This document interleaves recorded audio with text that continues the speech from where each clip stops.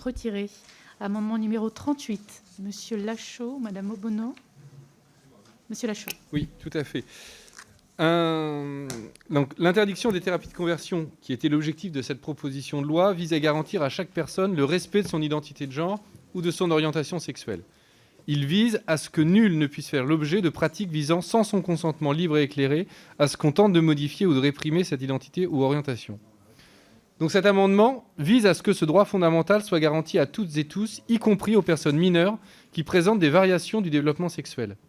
Il prévoit que tout acte médical visant à modifier les caractéristiques sexuelles d'une personne, hors cas d'urgence vitale évidemment, soit ainsi différé tant qu'ils ne peuvent être soumis au consentement libre et éclairé de la personne elle-même, personnellement exprimé, après avoir reçu une information adaptée et pu prendre pleine conscience des conséquences d'une telle opération. Cet amendement a donc pour but d'empêcher toute atteinte à l'intégrité du corps et à la libre disposition de soi. Le droit de décider pour son propre corps est un droit fondamental qui n'est pas respecté lors d'interventions précoces, non urgentes, où le consentement de la personne n'est pas recherché. En principe, le dispositif existant devrait permettre, et le Conseil d'État l'a rappelé, devrait permettre de contrôler l'appréciation de nécessité médicale opérée par le médecin. En effet, l'application du principe de proportionnalité combinée à l'obligation du médecin de ne pratiquer aucune intervention mutilante sans motif médical très sérieux et sauf urgence ou impossibilité, sans information de l'intéressé et sans son consentement, devrait suffire à interdire de telles opérations. Force est de constater qu'il n'en est rien. L'État français a été rappelé à l'ordre par 3 comités de l'ONU, le comité des droits de l'enfant, le comité contre la torture, le comité pour l'élimination de la discrimination à l'égard des femmes. Et aujourd'hui, malheureusement, ces opérations ont toujours lieu et les personnes intersexes ne peuvent pas donner leur avis lorsqu'elles sont trop jeunes. Et pourtant, ce sont elles et eux qui devront vivre toute leur vie dans un corps avec des caractéristiques sexuelles qui ont été modifiées sans même avoir pu donner leur avis, alors qu'il n'y avait aucune urgence à intervenir. Parfois, ces personnes sont tenues dans l'ignorance d'opérations qu'ils ont subies très jeunes et n'apprennent la vérité que tardivement. Voilà le sens de cet amendement. Merci. Madame la rapporteure. Oui, alors Monsieur Lachaud, vous savez très bien que je suis très sensible à la question que vous soulevez, la question en ce qui concerne les personnes intersexes, l'intersexuation. Donc, à savoir, pour ceux qui ne savent pas, les personnes dont les caractéristiques physiques, chromosomiques et ou hormonales ne correspondent pas aux définitions binaires des corps mâles et femelles, ce qui représente 2% des naissances. Alors, ici, en l'occurrence, il ne me semble pas opportun de légiférer en ce sens, a fortiori dans un texte dont l'objet ne vise pas ces situations très particulières. D'abord parce que ces opérations de conformation sexuée sont d'ores et déjà interdites. Ensuite parce qu'avec la loi de bioéthique, nous avons ajouté une disposition pour rendre cette interdiction vraiment opérationnelle. Ce sera donc une demande de retrait. Merci. Monsieur Rupin. Oui, merci Madame la Présidente. Non, moi je souhaitais simplement dire que j'étais d'accord sur le fond de cet amendement. Il est nécessaire d'avancer très vite sur ce sujet. Et je crois que c'est lié au texte. J'ai un petit désaccord avec la rapporteure. Je crois que c'est lié au texte. Parce qu'on parlait tout à l'heure de l'identité de genre. Et je disais, voilà, chacun a son identité de genre. Elle est individuelle. On ne peut pas la catégoriser.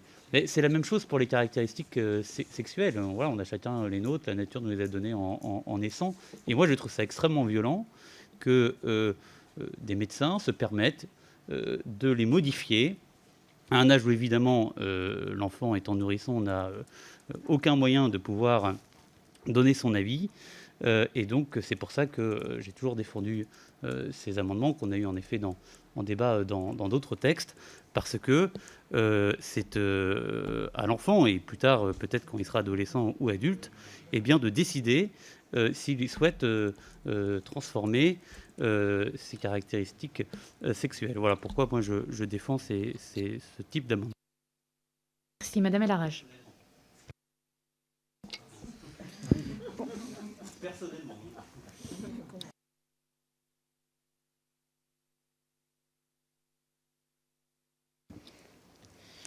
Merci Madame la Présidente. Pour notre part, nous soutiendrons cet amendement, et plutôt même 2 ou 3 fois qu'une. Je pense que c'est un sujet éminemment important qu'on ne peut pas considérer comme exclu du champ d'application de la proposition de loi que nous débattons aujourd'hui. La question des enfants intersexes est une question éminemment importante. Ce sont avant tout des enfants qui, à la naissance, ne présentent pas des caractéristiques sexuées correspondant aux attendus normatifs aujourd'hui de la société. Or, ça a été évoqué précédemment, nous avons tous des caractéristiques physiques qui nous appartiennent et qui font de nous ce que nous sommes. La violence qui s'exerce sur ces enfants, sur des choix qui sont faits par leurs parents, souvent, ou par des professionnels de santé. Et moi, j'insiste sur la notion de professionnel de santé, parce que je ne pense pas que seuls les médecins soient concernés, mais on aura l'occasion d'y revenir. Par des professionnels de santé qui opèrent ces choix pour eux et qui exercent sur eux des mutilations qui sont d'une violence inouïe, parce que non consentie, parce que ne correspondant pas à l'identité qui sera celle de ces enfants.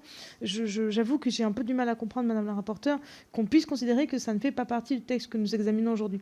Pour notre part, nous soutiendrons cet amendement. Nous le déposerons par ailleurs en séance s'il n'était pas adopté. Et je crois que c'est ce que vous avez l'air de dire, Madame la rapporteure. Mais c'est un sujet voilà, sur lequel j'insiste un peu lourdement, mais auquel nous sommes très attachés. Merci. Monsieur Lachaud.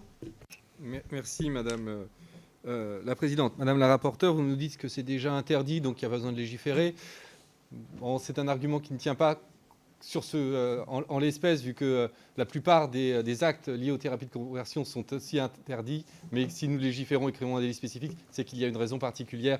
Donc cet argument ne tient pas. L'argument sur la loi de bioéthique, certes, elle a précisé dans son article 30 que pour les enfants présentant une variation du développement génital, la concertation établit le diagnostic ainsi que les propositions thérapeutiques possibles, y compris d'abstention thérapeutique, mais elle ne pose pas l'interdiction des actes visant à modifier les caractéristiques sexuelles d'une personne mineure, hors cas d'urgence vitale, sans l'expression de son consentement libre et éclairé, personnellement exprimé.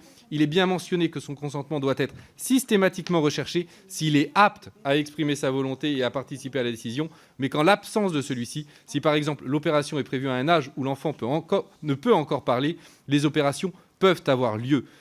Donc ces actes visent à modifier l'orientation sexuelle ou l'identité de genre en l'absence de consentement de la personne et donc ne sont pas interdits par la loi. Honnêtement, il s'agit de thérapie de conversion parce que l'identité de genre d'une personne va être modifiée sans son consentement.